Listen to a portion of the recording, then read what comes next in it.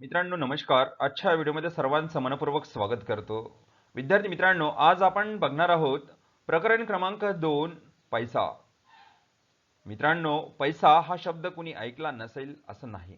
सर्वांनीच पैसा हा शब्द ऐकलेला आहे आणि पैशाचं जे महत्त्व आहे ते सगळ्यांनाच माहीत आहे.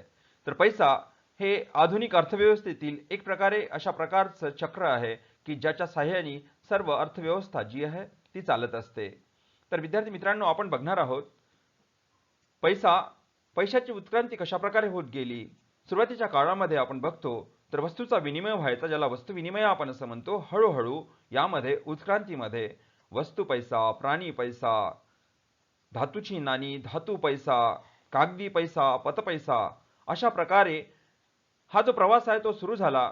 आणि त्यानंतर आपण पाहतो प्लास्टिक पैसा, ज्याला ATM card, debit card, credit card आपण म्हणतो तो, आणि इलेक्ट्रॉनिक पैसा, इलेक्ट्रॉनिकच्या माध्यमातून म्हणजे इलेक्ट्रॉनिक माध्यमांच्या साहाय्याने पैशांचं हस्तांतरण होऊ लागलं आणि अशा प्रकारे पैशाची उत्क्रांती झालेली आहे.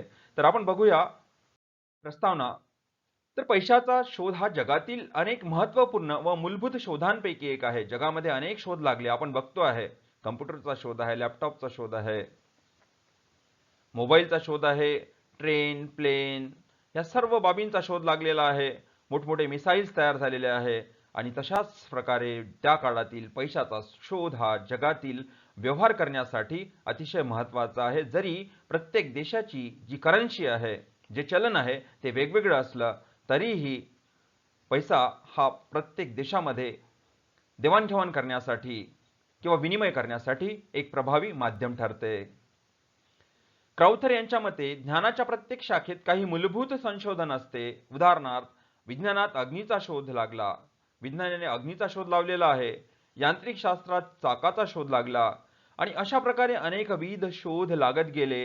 आणि आज तर आपण बघतो की विज्ञानाची जी किमया आहे ती किमया आपल्या सर्वांनाच माहीत आहे आणि हे सगळे शोध जे आहे ते अतिशय आपल्याला महत्त्वाचे आहे.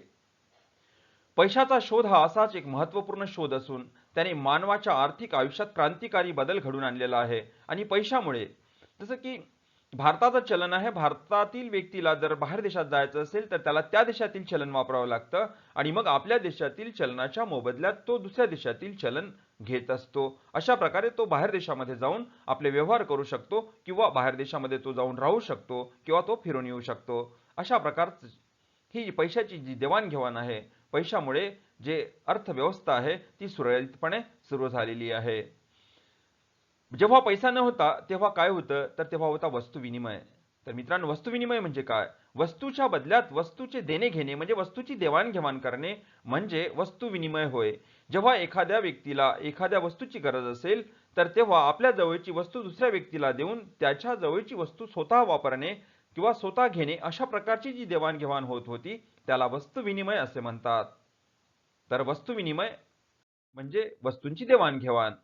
परंतु वस्तू विनिमयामध्ये अनेक अडचणी होत्या आणि त्यामध्ये गरजांच्या दुहेरी संयोगाचा अभाव. आता गरजांच्या दुहेरी संयोगाचा अभाव म्हणजे जर दोन व्यक्ती असेल, एका व्यक्तीजवळ जी वस्तू आहे ती वस्तू तो दुसऱ्या व्यक्तीला देऊ शकतो, परंतु जर समजा दुसऱ्या व्यक्तीला त्याच्या वस्तूची गरज नसेल तर या दोघांमध्ये व्यवहार होऊ शकत नाही, देवाणघेवाण होऊ शकत नाही, म्हणजेच वस्तू विनिमय होऊ शकत नाही आणि यालाच आपण गरजांच्या दुहेरी संयोगाचा अभाव असे म्हणतो.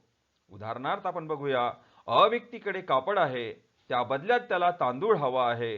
म्हणजे अ व्यक्तीकडे कापड आहे, त्याला तांदूळ हवा आहे, आणि ब व्यक्तीकडे तांदूळ आहे पण त्याला अ व्यक्तीकडून कापड नको आहे.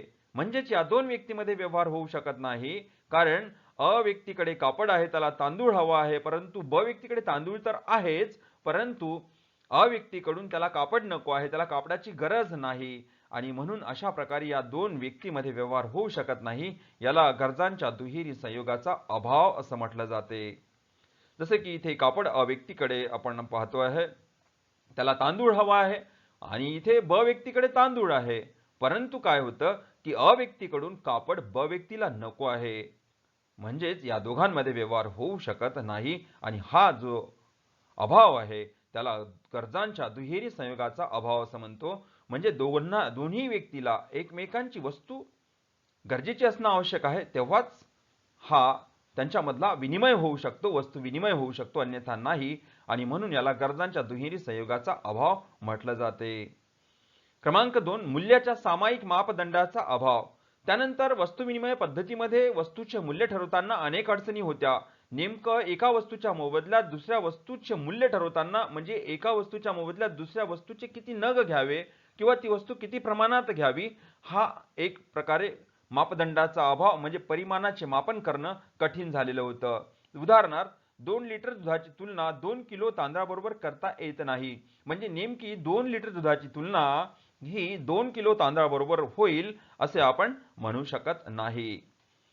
म्हणून याला म्हणतो आपण मूल्याच्या सामायिक मापदंडाचा अभाव. म्हणजे मूल्य ठरवताना येणारी जी अडचण होती तीच म्हणजे मूल्याच्या सामायिक मापदंडाचा अभाव, म्हणजे मूल्य कसं ठरवायचं यामधील अडचण होय. क्रमांक 3, वस्तूचा साठा करण्यातील अडचण. अशा अनेक वस्तू आहे की ज्या वस्तूंचा आपण साठा करू शकत नाही. जसे की नाशवंत वस्तूंचा साठा करणे अवघड असते. आता नाशवंत वस्तू म्हणजे काय? दूध, फळे, भाजीपाला, अंडे, फुले अशा प्रकारच्या ज्या वस्तू असतात त्या वस्तूंचा साठा आपण दीर्घकाळासाठी करू शकत नाही. आणि मग अशा प्रकारच्या वस्तूंची देवाणघेवाण करताना, अशा प्रकारच्या वस्तूंचा विनिमय करताना अनेक अडचणी येतात. आणि म्हणून वस्तूचा साठा करण्यातील एक मोठी अडचण म्हणजे वस्तू विनिमय पद्धती होती. वस्तू विनिमय पद्धतीमध्ये या प्रकारच्या अडचणीला सामोरं जावं लागत होतं. जागेच्या अभावामुळे अवजड वस्तू साठवणे कठीण होते.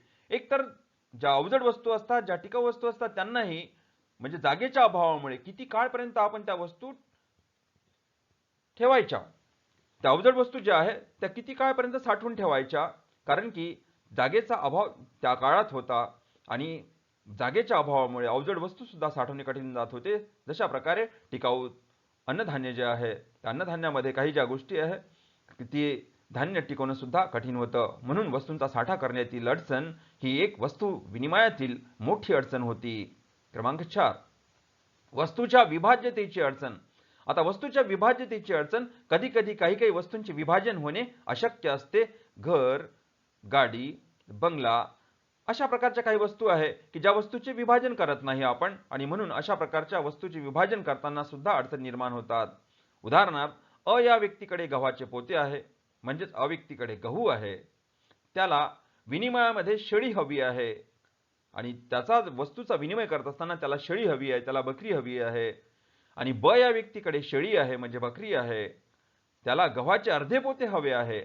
आता इथे त्याला गव्हाचे अर्धे पोते हवे आहे, परंतु व्यक्तीकडे गव्हाचे पोते आहे आणि एका शेळीची किंमत जर समजा 1 गव्हाचे पोते असेल आणि व्यक्तीला गव्हाचे फक्त अर्धे पोते हवे आहे, तर तो आपली अर्धी शेळी ही व्यक्तीला देऊ शकत नाही. म्हणजेच याचं विभाजन होऊ शकत नाही. म्हणजे विभाज्यता हा गुणधर्म शेळीमध्ये नाही, प्राण्यामध्ये नाही. याचं विभाजन जर केलं तर ती शेळी मरून जाईल आणि व्यक्तीच्या उपयोगाची राहणार नाही. आणि म्हणून त्याला म्हणतो आपण वस्तूच्या विभाज्यतेची अडचण. अशा प्रकारची विभाज्यतेची अडचण वस्तू विनिमय पद्धतीमध्ये येत होती. क्रमांक 5, विलंबित देणी देण्यातील अडचण. विलंबित देणी म्हणजेच जी देणी भविष्य काळात द्यावी लागतात तिला विलंबित देणी आपण असं म्हणतो. म्हणजे आजची आपली गरज भागविल्यानंतर एखाद्या व्यक्तीला जेव्हा आपण भविष्य काळात ती वस्तू जेव्हा परत करतो त्याला विलंबित देणी असं म्हटलं जाते. आणि विलंबित देणी म्हणजे भविष्यातील देणी व कर्जाची परतफेड होय. आणि भविष्यातील कर्जाची परतफेड करत असताना जर एखाद्या व्यक्तीने एखाद्या दुसऱ्या व्यक्तीकडून जर आज एखादा प्राणी जर घेतला, उदाहरणार्थ बैल जर आणला आणि त्याला तेव्हा तो परत करायचा असेल, तो वर्षांनी परत करेल किंवा 6 महिन्यांनी परत करेल, परंतु तेव्हा त्या बैलाची जी स्थिती आहे, त्याची शारीरिक स्थिती आहे तशीच असेल असं नाही. आणि म्हणून अशा प्रकारच्या अडचणी निर्माण व्हायच्या, त्याला विलंबित देणी देण्यातील अडचणी असं म्हटलं जाते. विद्यार्थी मित्रांनो, आपण इथे वस्तू विनिमय पद्धतीतील अडचणी बघितलेल्या आहे. त्यानंतर आपण इथे पाहतो की वस्तू विनिमयामध्ये अशा प्रकारच्या अडचणी असल्यामुळे पैशाची निर्मिती झाली आणि पैसा व्यवहारात आला. आणि पैसा जेव्हा व्यवहारात आला तर पैसा म्हणजे नेमकं काय, तर पैशाची व्याख्या आपण बघूया. प्राध्यापक क्राउथर यांच्या मते जी वस्तू विनिमय माध्यम म्हणून सर्वसाधारणपणे स्वीकार्य असते आणि त्याचबरोबर जी वस्तू मूल्यमापनाचे व मूल्य संचयनाचे कार्य करते, अशी कोणतीही वस्तू म्हणजे पैसा. पैसा म्हणजे कशाला म्हणतो आपण, तर ती जी वस्तू आहे, पैशाला ही वस्तू समजलेला आहे, परंतु ती विनिमयाचं माध्यम आणि सर्वसाधारणपणे स्वीकार्य असते आणि सर्व लोक त्याला स्वीकार्य करतात म्हणजे स्वीकारतात. आणि त्याचबरोबर जी वस्तू मूल्यमापनाचे साधन करते आणि त्याचप्रमाणे मूल्य संचयनाचे कार्य करते. मूल्यमापन करणे, वस्तूची किंमत ठरवणे, त्याला मूल्यमापन म्हणतो आपण. आणि मूल्य संचय करणे, मूल्य संचय कसा केला जातो, तर सोने विकत घेऊन, घर विकत घेऊन, शेत विकत घेऊन मूल्य संचय केला जातो. किंवा आता आधुनिक पद्धतीमध्ये रोखे, बंधपत्रे विकत घेऊन मूल्य संचय केला जाऊ शकतो. आणि अशा प्रकारे जे कार्य होते त्याला आपण पैसा असं म्हणतो. तर एक दुसरी सोपी व्याख्या इथे दिलेली आहे प्राध्यापक वाकर यांच्या मते, जो पैशाची कार्य करतो तो पैसा होय. पैशाची कार्य करतो तो पैसा होय. म्हणजे पैशाची कार्य म्हणजे जे व्यवहार करण्यासाठी जे गरजेचं आहे त्याला पैशाची कार्य म्हणतो आपण. मूल्यमापनाचं साधन, मूल्य संचयाचं साधन, अशा प्रकारे विनिमयाचं साधन म्हणून पैसा आपण वापरतो आणि पैशाची कार्य करतो तो पैसा होय. अशा प्रकारची व्याख्या प्राध्यापक वॉकर यांनी केलेली आहे. तर यानंतर आपण बघणार आहोत की पैशाची उत्क्रांती झाली आणि पैशाचे प्रकार कसे पडलेले आहे. पैशाचे प्रकार जसे की पशुपैसा. पशुपैसा म्हणजे पशुच्या मोबदल्यामध्ये इतर वस्तूचा विनिमय करणे, पशुला पैसा म्हणून वापरणे, त्यानंतर वस्तूला पैसा म्हणून वापरणे, वस्तू विनिमय म्हणतो आपण. त्यानंतर धातूचा पैसा, धातू पैसा आला. त्यानंतर धातूची नाणी आली. त्यानंतर कागदी पैसा जो आपण वापरतो आज कागदी पैसा, तो कागदी पैसा. पतपैसा जसं बँकेचे धनादेश आहे तर त्याला आपण चेक्स ज्याला म्हणतो, तर हा कागदी पैसा. त्यानंतर प्लॅस्टिक पैसा, ATM, debit card, credit card. आणि त्यानंतर इलेक्ट्रॉनिक पैसा, आपण ई ट्रान्सफर करतो म्हणजे इलेक्ट्रॉनिक माध्यमाच्या साहाय्याने आपण पैसा ट्रान्सफर करतो आणि त्याला इलेक्ट्रॉनिक पैसा असं म्हणतो. आणि आज ह्या सर्व प्लॅस्टिक पैसा आणि इलेक्ट्रॉनिक पैशाशी सर्वच परिचित आहात. आणि विद्यार्थी मित्रांनो, यानंतर आपण पुढील व्हिडिओमध्ये पैशाचे प्रकार सविस्तरपणे बघणार आहोत. हे जे 8 प्रकार आहेत ते पुढे आपल्याला सविस्तरपणे बघायचे आहे. व्हिडिओ बघितल्याबद्दल धन्यवाद.